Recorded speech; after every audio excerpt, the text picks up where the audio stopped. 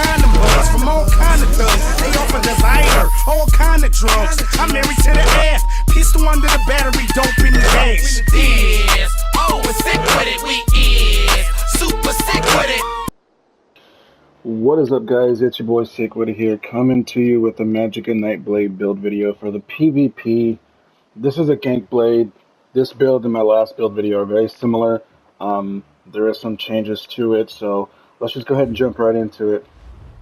So as you can tell, we are now a high elf. 64 points in the Magicka, we all should know that already. We are using Witchmother's Potent Brew. You can use the Ghastly Eyeball, and I'll show you what exactly that is in a little bit.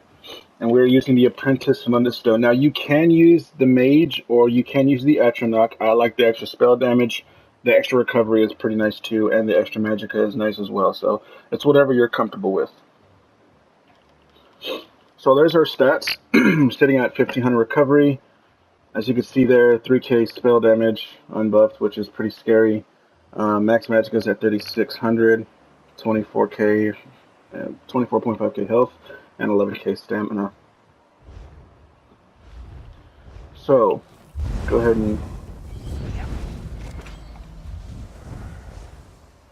and buff up here. We're at 4k weapon or spell damage, 1700 recovery. That is insane. 40% crit. That is insane amount of damage right there. We are going to be hitting really hard. So Witchmother's Potent Brew, the Ghastly Eyeball is just max Magicka and Magicka recovery. You do get more recovery. I like the Witchmother's Potent Brew because you get that extra health, so you do get some type of survivability, which is not needed because it's a gank blade. This is somewhat of a glass cannon build. It's just the way I like playing Magblade now. We are using Alliance Spell Drop. It's something cheap, easy right then and there. Like I said, we don't need tripods. If you want to run tripods, you can. It's completely up to you. Essence of Immovability to get away after you've done gank someone's life away. And then Spell Power Pots is what we are running as well. So the first set we are running is Spell Strategist. So we have a Spell Strategist Inferno Staff with a charged weapon enchantment, a shot glyph, and we're running Nirnhound. Okay, I recommend Nirnhound because you get more damage. Again, this is a gank blade. So, Spell Strategist, you can get it inside of Cyrodiil. The gear is not as expensive as it was when it first came out, but I use Spell Strategist. On the back bar, we have a Black Rose Restoration Staff. You get this from the Black Rose Prison. I don't have the perfected one because I suck at PvE, and yeah. You can run Decisive if you want, but I would prefer or recommend either Powered or Infused. It's completely up to you. Powered, Infused, Defending. I would use Powered in my opinion. I think that'll work better. Running One Piece Kina, we are using the 511 setup. So, medium helmet. The next set we are using is Kalarian's Legacy. Kalarian's comes from, I believe it's Fang Lair. As you can see there, that's what it does. I'm using it on my other build as well, but this build is a little bit more better in my opinion. It hits way harder. People with 30k health don't survive the way that we play on this build. So we're running Kalarians on the body, Spell Strategists on the front bar. Now we have one Magicka recovery. You can use an extra weapon damage or spell damage glyph, though I don't recommend it because we are using Cloak a lot, and we use Cloak and some heals to get away. So it's how I play the game. If you want to run all like that, you can. That's, you know, if you want to run all spell damage, you can. The shoulder piece, we are running Balorghs. Balorghs, I forget what set it, which dungeon it drops in. I haven't done none of the Werewolf DLC dungeons, but basically it's just like another Kina, the first piece. So you can run a, I don't even have it on here. I was going to say you can run a Damihas for extra stam and Magicka, but I prefer that weapon and spell damage. Okay. Small pieces are Divines, and the big pieces are M-Pen except for the Moloch Kina, and I'm running 2 Triglyphs. Okay. So the skills we're working with is on the front bar, which is our Destro Barber running Crushing Shock. You can use Swallow Soul.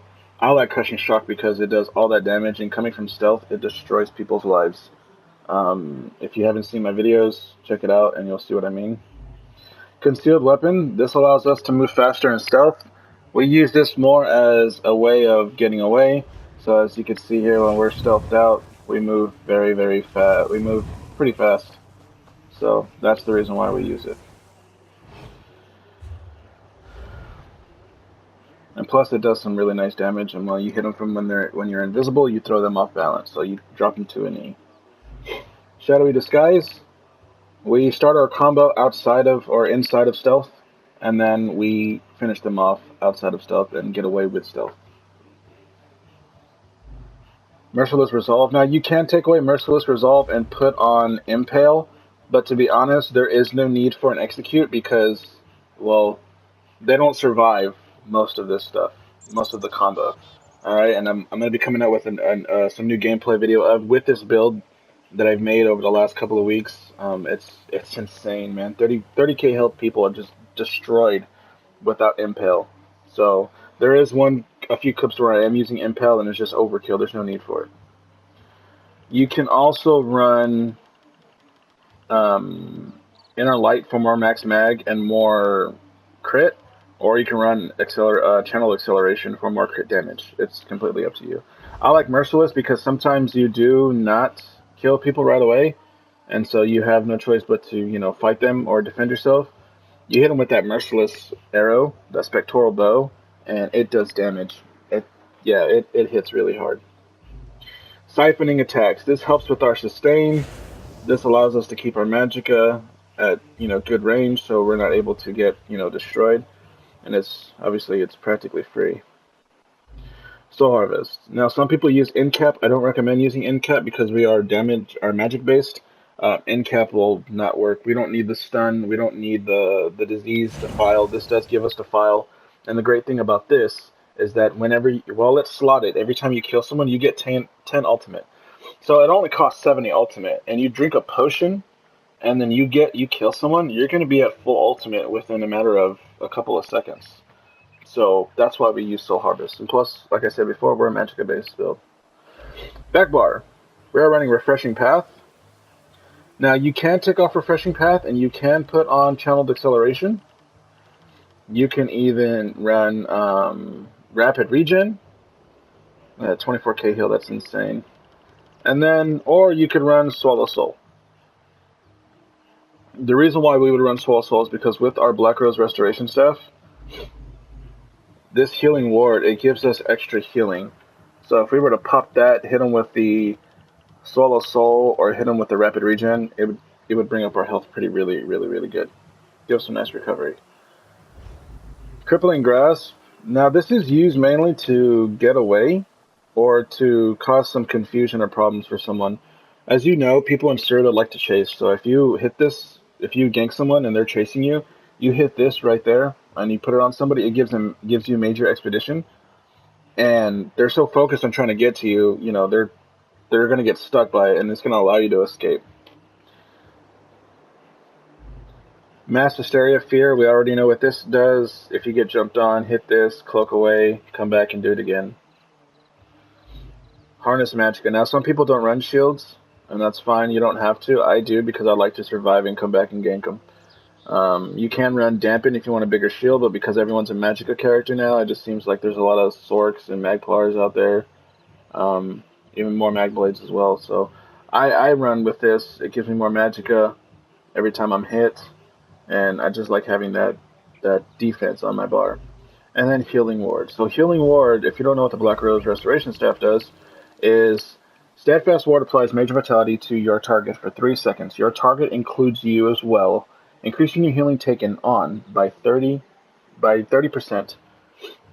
So if you hit this, and then you pop the Healing Ward, and then you run through it with Refreshing Path while you're in stealth, it's going to crit, and it's going to guarantee getting all of that health back, and you're going to be A-okay. I recommend using Refreshing Path over all of them, because you can throw it down, hit Healing Ward, and run stealth through it. And I'll even show you what I mean by that. So if you're getting jumped on, pop it, and you're just getting all that health back. And it does give you major expedition as well, so that's a nice heal to have. On the back bar, I had Ice Comet because I don't know why I had Ice Comet, but I do recommend Temporal Guard, or you can run Light's Champion, or Soul Tether. Consuming Darkness is nice to have too, but it just costs too much, way too much. So I recommend Light's Champion or Temporal Guard. I like Temporal Guard better, in my opinion. So those are the skills. Let's go down to the CP. The CP has changed. So we're running 51 on the Warlord for Break Free, 75 in the Arcanist, 36 in the Shade, 37 in the Tumbling, and 71 into Befoul. And this right here can actually come in handy. It's really nice. I've done this. I was able to accomplish this once. It's actually pretty cool. I like this. 48 into Elfborn. You can go a little bit higher if you want, but I find this to be the good balance for me, the way that I play. You can adjust the CP however you want. 64 into Ellie Expert, 42 into Spell Erosion, 35 into Staff Expert, 81 into Master at Arms. Nothing over here. 72 Ironclad, 55 Resistant, 37 Hardy, 37 Ellie Defender, 34 Thick Skinned, 35 Light Armor Focus, and that is it for the CP. So as you can see, our resistances are pretty high for being in light armor. So the reason why we use Spell Strategist is because it allows us to light attack, Crushing Shock, Soul Harvest. That's pretty much why we do it. The Spell Strategist procs, and that increases all your damage done to them, literally. It is unbelievable. I'll attach a video showing you guys exactly what I mean by that. But that is the video, the build video. That is what I've been using. I'll continue to use until they nerf it. It's pretty much whatever. So if you guys like the video, please like, comment, and subscribe. Thumbs up this video as well. If you don't like it, that's okay. You can also thumbs up and subscribe as well. You guys have a great day, a great weekend, and I'll see you guys around, man. Take it easy.